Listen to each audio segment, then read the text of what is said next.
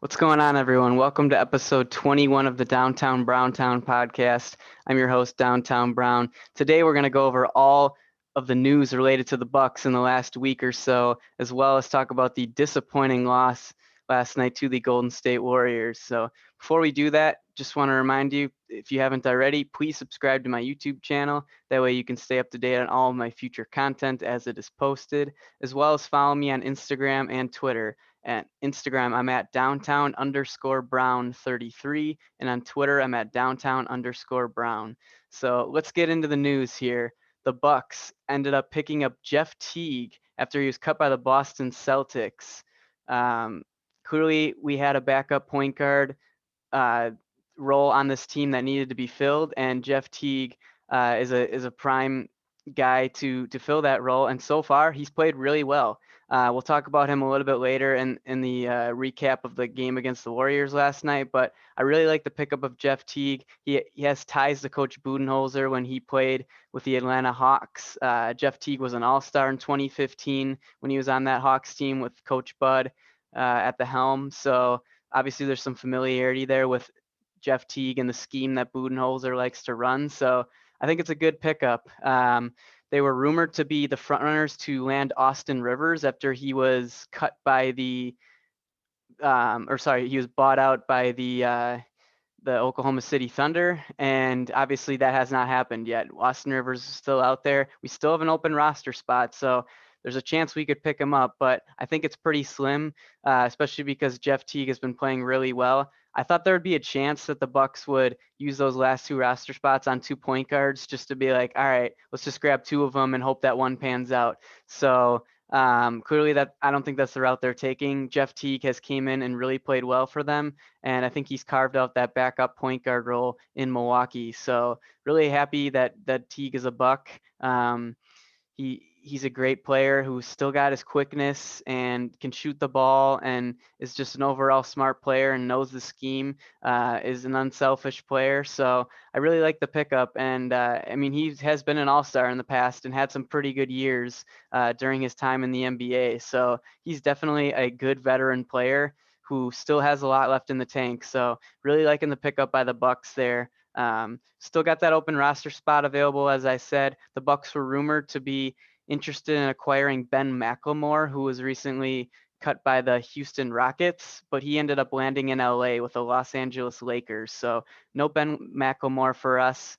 I think if we're going to fill that 15th roster spot, I think it should be a guy like a McLemore who's a 3-and-D type wing player or a big, to be honest. I don't think they're going to go the big route. I think if anything, they're going to go with the wing, who a 3-and-D type player, but we'll see if they fill that roster spot. I mean, right now, even if we sign someone, he's probably not going to have much of a say in terms of being a player in the rotation. So I don't think it's anything impactful, even if we get another guy in the coming weeks here. But yeah, so the Bucks still got that open roster spot. Doesn't look like Austin Rivers will be joining the Milwaukee Bucks, and Jeff Teague has looked great. So that's all the news with the roster as of late.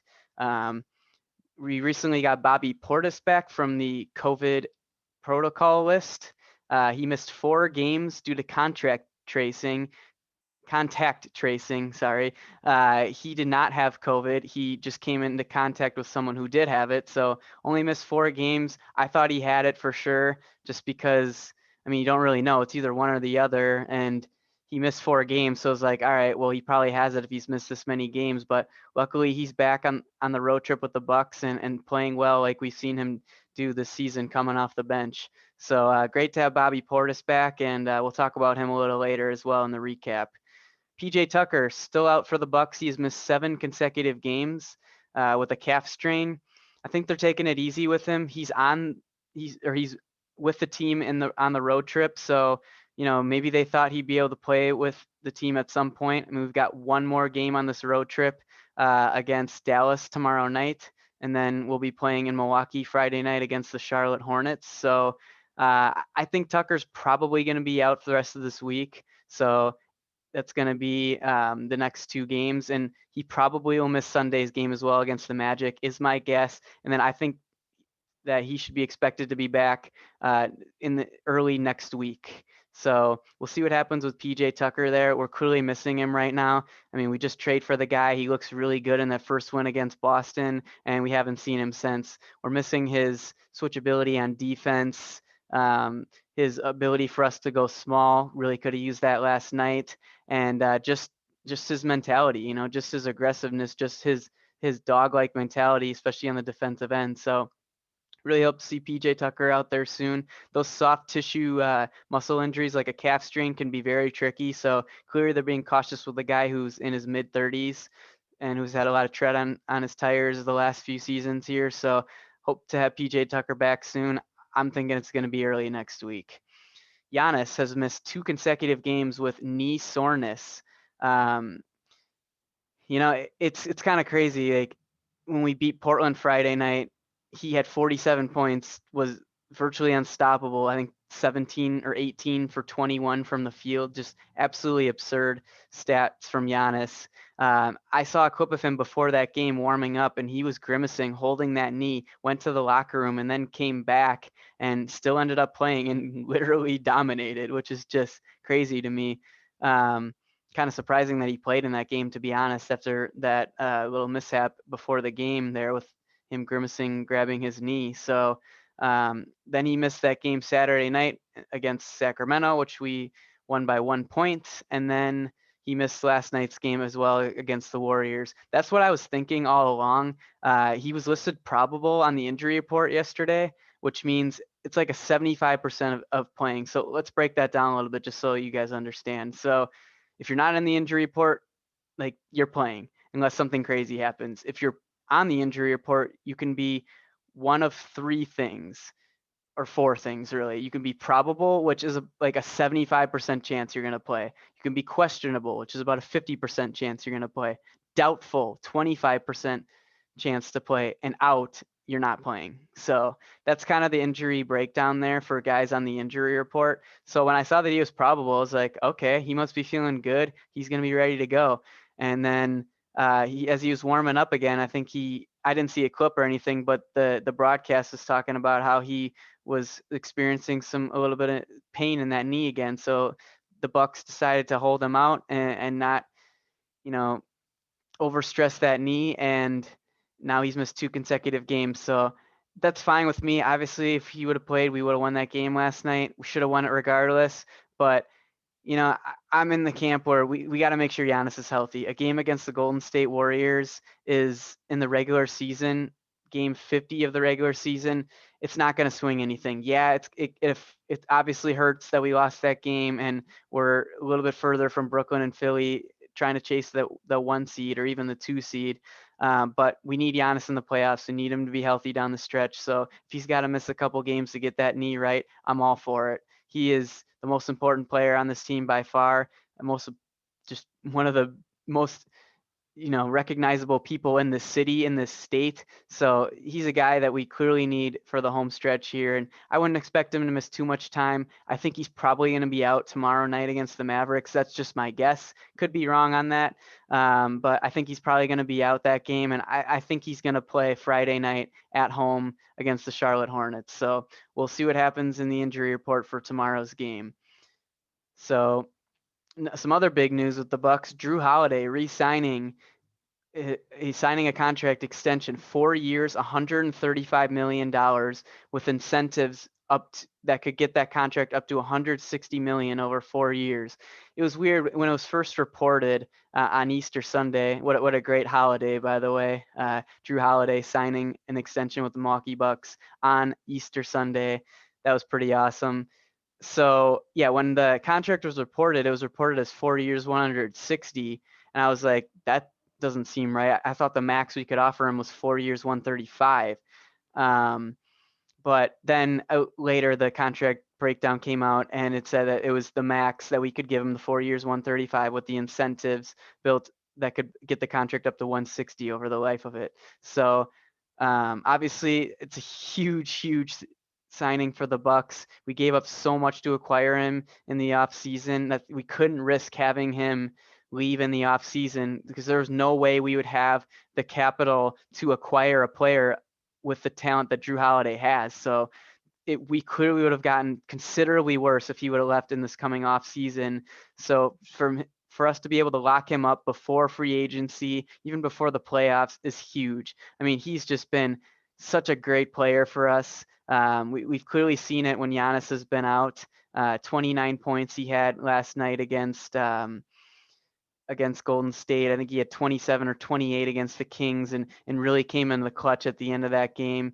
I mean, he's a leader. He's just such a great player. And even better yet, he's an awesome dude. Like, I watch those Twitter videos that come out of the Milwaukee Bucks Twitter page where, Giannis is yucking it up with some of the guys and he was calling Drew Holiday big money because Chris Middleton's nickname's Cash Money, and then he pointed at Drew as Big Money because he just signed the contract. And they were just, it looked like they just love each other, all the players. Tucker was getting in there. And it was just cool to see. He's a really, really great guy. And in one of his press conferences after he signed the contract, he said he wanted to be in Milwaukee all along after we traded for him. He felt wanted here, and he really just likes how the team operates, where guys like Giannis watches film with Diakite and Middleton watching film with Jordan Nwora.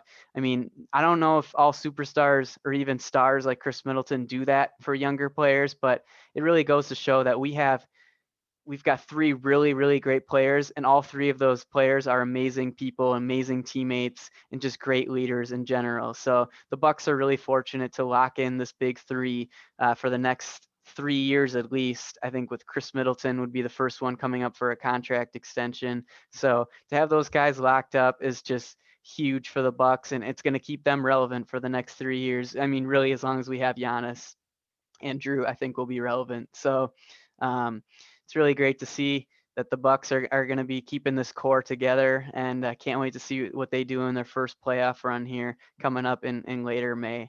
So great news for Drew Holiday. He was also named Eastern Conference Player of the Week last week, averaging 26.8 points, I think 7 or 8 assists and 6 boards and 2 steals a game as well. Just having a huge week, signed that contract and gets the Eastern Conference Player of the Week, his first time winning that award in his career. So well deserved for Drew Holiday there, and just so excited that he's a Buck moving forward, and I'll be buying his jersey sooner than later. I've been waiting for that contract to sign, and now that it has, can't wait to purchase me a Drew Holiday jersey.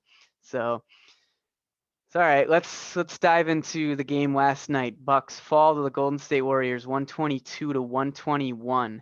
Your leading scorers, Drew Holiday, 29 points, 3 boards, 5 assists. Chris Middleton, 28 points, 2 boards, 7 assists. And Jeff Teague, 15 points, 1 board, and 3 assists. I mean, the Bucks clearly choked that game last night. We were up 10 with 3 minutes and 40 seconds left in the game, and then with 59 seconds in the game, so less than a 3-minute span there, we're down 3, 120-117. I mean, it's just a joke. I've seen this game so many times, like not like that game specifically, but like just that type of game that the Bucks lose. We got a nice lead late in the fourth quarter, and we just get lackadaisical on offense, sloppy turnovers. Middleton trying to throw lobs to Brook Lopez when he's got 2 guys on him in the paint, when Brook had probably one of his worst games of the season. Didn't make a 3-pointer. I think he only had 6 points. I mean, he was a liability for us on defense, and one of the main reasons we lost that game, in my opinion. But anyways, just sloppy turnovers. Even Drew had some uncharacteristic turnovers. Dante trying to force things too much in the fourth quarter, not letting the game come to him. He's trying to make things happen rather than just playing in his role. I mean, just bad shots. It was just poor execution from the Bucks down the stretch. A lot like the Clippers loss last week Monday. We did not rebound the ball well at all. Second chance points just killed the Bucks. The Golden State Warriors had 12 offensive rebounds, and the one key one by Kelly Oubre there when the Bucks were up 1 point, 121-120, when Kelly Oubre gets that offensive rebound after Wiggins misses that 3, and then Brook Lopez fouls him and he makes both free throws. Like, if we grab that rebound, we're probably going to win that game. I mean, obviously we would have had to make both free throws to be up by 3. assuming we do, then, they got to make a three to tie it up. And you know that it's hard to get that done. But clearly the Bucks would have been in the driver's seat to win that game if Brook Lopez or Chris Middleton just grabbed that rebound. Both of them were right there. I thought Chris just looked, he was getting lazy and just lost sight of Kelly Oubre, who was his man, and he just easily gets the rebound and puts it up. It's embarrassing, like I think Chris Middleton's defense has been a big problem for this team as of late. He looks like sometimes he just gets lost out there and loses his guy and doesn't really, and on the ball as well. Like he's just not defending well like he used to in past years. I don't know what's going on there. If he's, with Giannis being out, if he's trying to conserve himself and not put much energy in on the defensive end, and then so he can put all of his energy in on the offensive end. But I don't think that's really the case. I mean, he's been doing this even when Giannis has been playing. Really, the second half of the season has been a roller coaster for the Bucks. Obviously, come out hot and then we lose 3 in a row. We won 3 in a row. Now we lose last night to Golden State. I mean, Chris Middleton's defense is definitely a concern for me. It's something that I didn't really expect to take a dip this season, and it certainly has. So yeah, I mean, and his lack of rebounding as well has been poor. Like he's 6'8", he's a tall guy. Yeah, he's not the most ripped in the world, but he's a tall guy. He's got longer arms. Like he just doesn't get many rebounds, and it's just like, dude, you got to be more active on the defensive end, getting those rebounds. Like look at Pat Connaughton and Dante DiVincenzo. You don't have to be that, but just be aggressive, get your hands up there, grab the ball 2 hands, and generate the offense from there. And it's just been concerning for me. Just keep an eye on Middleton on the defensive end, the next few games that you watch. And I think you'll be right there with me. His defense just isn't there, and he's really not active on the rebounding game at all. So it's really a big concern for me. Obviously, his offense has been up and down lately. I mean, he had 28 points last night, had a huge third quarter, but 2 points in the fourth quarter from a max contract player, that can't happen. It's just disappointing, having such a great third quarter, and then he just ends up going into that Chris Middleton phase where he almost seems like he's anti-clutch, where he can't execute final plays down the stretch. He's just turning the ball over. I mean, obviously we lose that game. The Bucks are down 122 to 121 with about 8 seconds left. He's inbounding the ball and he just makes a terrible inbound pass to Drew. It's like, all right, that just puts us in shambles at that point. We really don't know what play Coach Budenholzer was running at that point. I don't think that the play that we ended up executing, which was just an absolute joke, I don't think that play that we ended up running was what Bud called, because, Middleton botching that pass and having Drew, I think Dante ended up grabbing the ball. It's unacceptable. And it's really concerning. There's been so many games, not even this year, but in years past, but there's been a couple this year.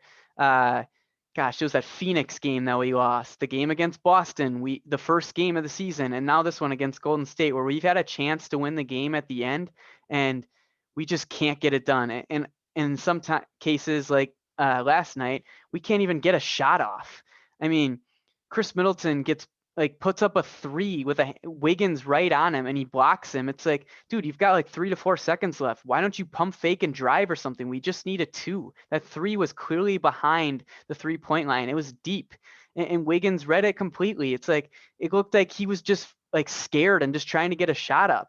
I mean, Chris Middleton I felt like he used to have more of that clutch gene in him in years past, especially in some playoff games too. I mean, last year, Game 4 against Miami, and that first game against Boston Celtics in the 2018 playoffs, where he hits that 3 at the buzzer, deep 3 to tie the game and force it into overtime.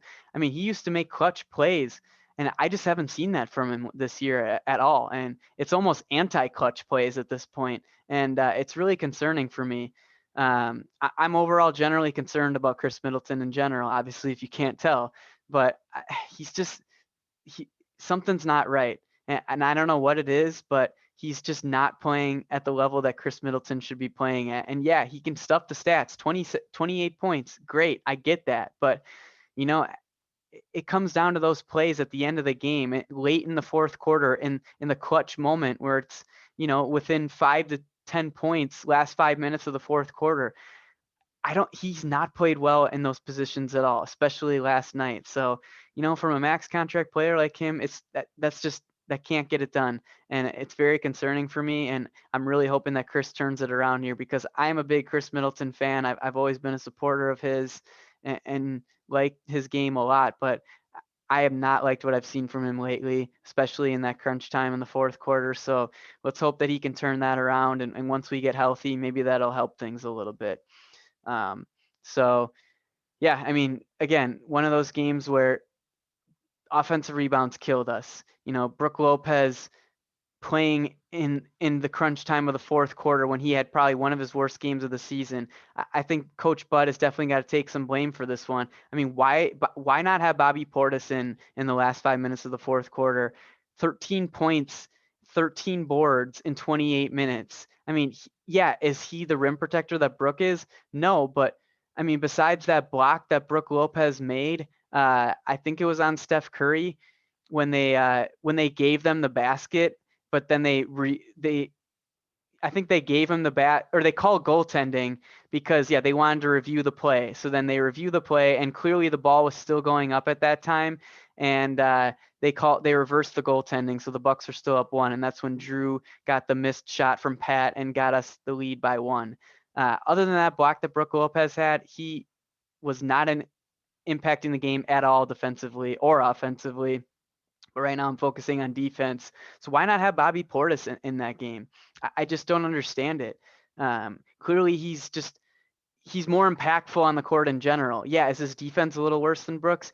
Absolutely. But at the end of the day, he's a little more switchable than Brook Lopez is. Then we're not playing the drop coverage, giving Steph Curry these opportunities to hit threes because he can hit them anywhere. We saw that crazy 3 that he hit towards the end of the game deep to tie the game up.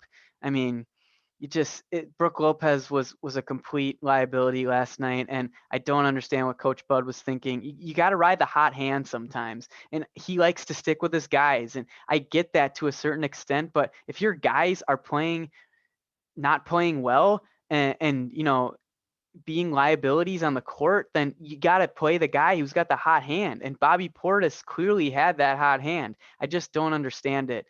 Even having Pat Connaughton in the crunch time of the game, I've been a Pat Connaughton supporter all year. He had a really rough game last night, 1 for 6 from the field, 0 for 4 from 3. I think he only had 3 points total.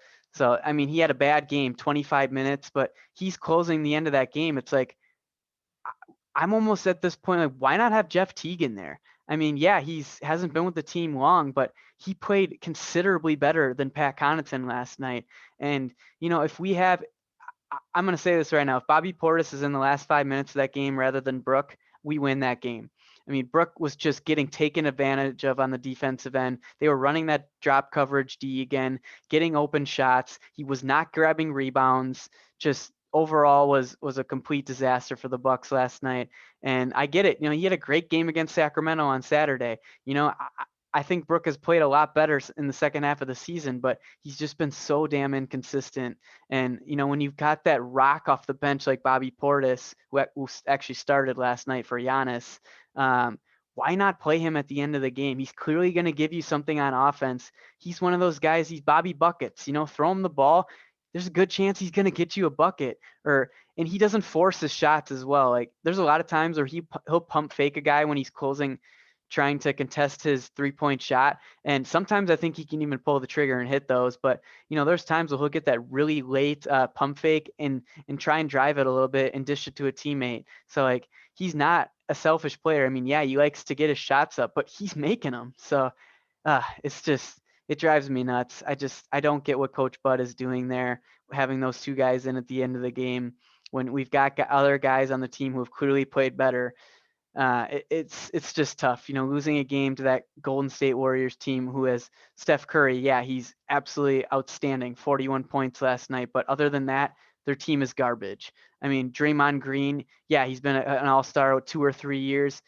He's not the same player that he used to be. He can't shoot. He used to be a little bit better a 3-point shooter, not quite there anymore. And I don't think he's got what he had on the defensive end when they were winning titles, 3 out of 5 years. So I think Draymond Green is I'm not going to say washed up, but I think he's definitely lost it. I mean, they got Andrew Wiggins. I mean, yeah, has he played better this year? He has. He's been pretty good on defense and shooting the ball better than years past. But other than that, Kelly Oubre, I mean, he's not that good. I mean, other than that, they just got scrubs. I mean, James Wiseman has clearly been a disappointment for them. Number 2 overall pick in the draft. They've got to be banging their heads not drafting LaMelo Ball. Him and Curry, gosh, that would have been a dynamic duo.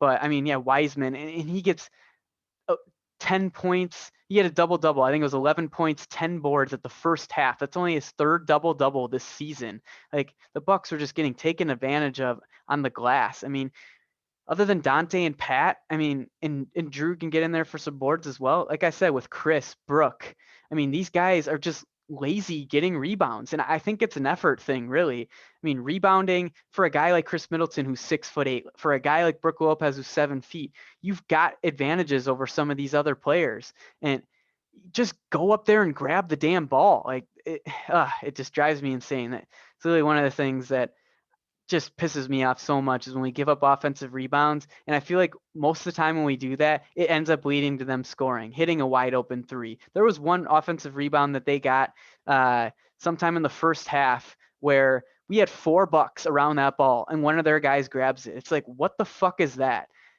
Man, it drives me insane. That was clearly one of the reasons why we lost that Clippers game to start the road trip last week, Monday. Clearly one of the reasons why we lost that game last night. I mean, we gave up those 12 offensive rebounds, but if it would have just been 11 and we grabbed that one freaking rebound at the end of the game, we're probably going to win that game. It comes down to a free throw battle. Bucks have been shooting pretty well at the free throw line. So, man, it's just disappointing. I mean, like I was saying earlier, I mean, yeah, is this game against the Golden State Warriors really going to mean that much down the line? Probably not. When I was talking about Giannis's injury and him being out, but you know what? Like I've said before, we're trying to get that 1 seed. I think it's very important this season. And we were only 1 game back in the loss column from Brooklyn and Philly. Now we're 2 games back. I mean, those teams win those games. And we just, sometimes we win those games like we did against Sacramento, 1 by 1 point, and sometimes we lose them. And it's infuriating. Gosh, that was a tough one to watch. Staying up that late. I mean, I was heated after that game. It was a tough one, but let's talk about a couple positives from it. Jeff Teague, like I said, 15 points in 16 minutes. Man, did he look good. I mean, when he's got the ball in his hands, he's quick. I thought he lost a lot of his quickness this season when I watched him play with the Celtics. I mean, the Bucks were betting on that the Boston Celtics wasn't a good fit for him, and so far they were right, because Jeff Teague clearly still has that quickness. He fits in with this team really well. I really like him operating the offense, having the ball in his hands. He's got that quick first step. He's taking guys off the dribble, making good passes, and it was 2 for 2 from 3 last night. I thought he was even a little passive from 3. He had a couple opportunities that he could have shot that 3-pointer. Looked like he was wide open and he was trying to make plays for other guys. I mean, he's looked great so far, and that's a huge pickup for the Bucks. I did not expect them to get a player like a Jeff Teague who would be scoring 15 points in 16 minutes off the bench. I mean, clearly we found that backup point guard that we were looking for after what we all thought could have been great with DJ Augustine, which ended up being a disaster. But yeah, I mean, he was absolutely fantastic last night. I hope he's going to get more minutes. We needed a ball handler coming off the bench. Point Dante has not worked out for us. I mean, it's just like there's so many plays where you're just like, no, no, no. But then it's like, yeah, then he scores like a crazy layup or hits a step back jumper or something like that. But a lot of the times it's, no, no, Dante, no, don't do that. Turns it over. Terrible shot. And it's just like, man, it's tough to watch. And, Dante's just got to play in his role more, hitting open 3-pointers. I'm fine with him driving as long as he just doesn't get crazy sometimes. Like he's kind of turning into that little Eric Bledsoe syndrome that we saw from Bledsoe the last few seasons in Milwaukee, where he just bull rushes into the paint and then he just like doesn't know what to do with it and either turns it over or just tries to force up a bad shot. I've clearly saw that from Dante a decent amount this season. But yeah, overall, get back to Jeff Teague, great pickup. Hope to see more of him in the lineup going forward. He's definitely a positive for the Bucks and a huge pickup for them, who should be playing key minutes in the playoffs for sure.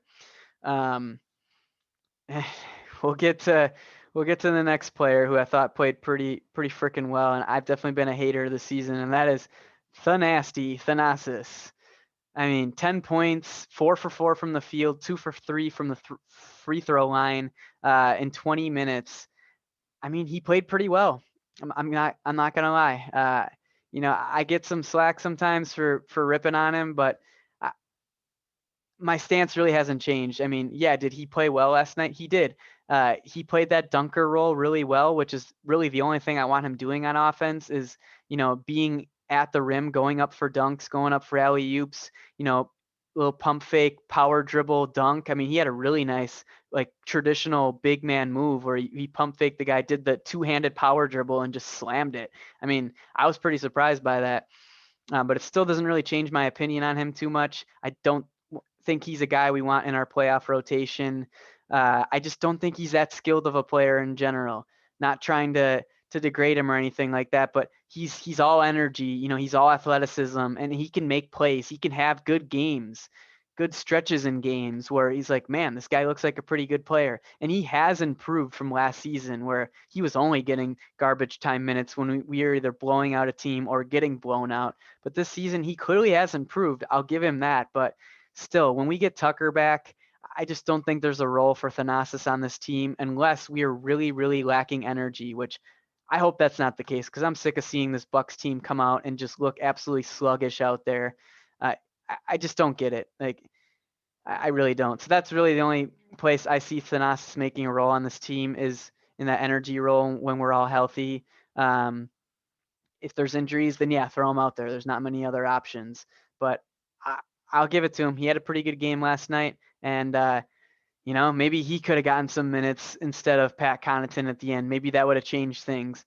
I doubt it, but I just don't understand what Coach Budenholzer was doing there, playing Pat and Brook Lopez at the end of that game when they were just really, really having a hard time and not making any sort of impact on the game whatsoever. Um, so clearly a tough loss last night, one that hurts our chances a little bit more of getting that 1 seed or even the 2 seed in the Eastern Conference playoffs. And it's just one that really, really bites. And I've been looking forward to recording this to get my frustrations out because I was really freaking pissed off last night after that game, and it definitely carried over into the morning. But luckily, those 9 p.m. games are out of the way. Bucks play tomorrow night in Dallas to close out the 6-game road trip. I don't know how to feel about this one. I mean, I think Porzingis has been in and out of the lineup, so not sure if he'll be playing tomorrow. I really hope he doesn't because I'd love the Bucks to win this game and close out the road trip 4-2. I think that would be pretty great. But the Mavs have definitely been a tough matchup for the Bucks. We beat them this season in Milwaukee barely, but other than that, they've definitely taken it to us, especially last season. Luka's a tough guard. I mean, they've got Tim Hardaway Jr., other scorers. I'm not sure if JJ Redick is in the lineup quite yet. Jalen Brunson's been really big for them. I mean, they've got guys like Kleba who can, somewhat stay with Giannis a little bit. And they've got good players on that team. So it's going to be a tough one. Bucks playing that last game of the road trip. We'll see how they come out. I don't know if they're going to be lacking energy or if they come out firing and making shots. You never know what you're going to get from this Bucks team, which is tough as a fan, but that's why you love them, right? So we'll see what happens tomorrow night, and hopefully Giannis is out there and completely healthy. But if he's not, you got to sit him, let him get healthy. Even if he misses the next 3-4 games, I don't care. We got to make sure Giannis is 100% before we get him back on the court. So can't wait to watch tomorrow night. And then we finally get to return home Friday night against the Charlotte Hornets. So hopefully the Bucks can close out the week here with a couple of wins, get some of that momentum back, and start closing in on Brooklyn and Philly in the Eastern Conference standings, and start playing some key basketball down the stretch here. 22 games left in the season. Sounds like a lot, but it's going to go quick. Mid-May is when the regular season ends, and then we're jumping into playoffs. So this Bucks team's got to get healthy, need Tucker back, need Giannis healthy, and we got to start tinkering with these lineups and start playing that small ball lineup that I hope we close games with going forward. That being all of the starters, but Tucker replacing Lopez. So that being Holiday, Dante, Middleton, Tucker, and Giannis. So we saw little glimpses of it, and it looked awesome. So hope to see that out there soon, and looking forward to watching the game tomorrow night. Thanks again for checking out the podcast here. I'm going to be appearing on a guest podcast next Saturday. It's called Gimme a Buck Podcast. It's on all streaming platforms, Spotify, Apple Podcasts. I'm going to be getting on those platforms soon. We're working on it. So it'll be easier for you guys to check out the podcast going forward. And just want to thank you again for checking it out. So hope you guys have a good night and enjoy that game tomorrow night. Go Bucks.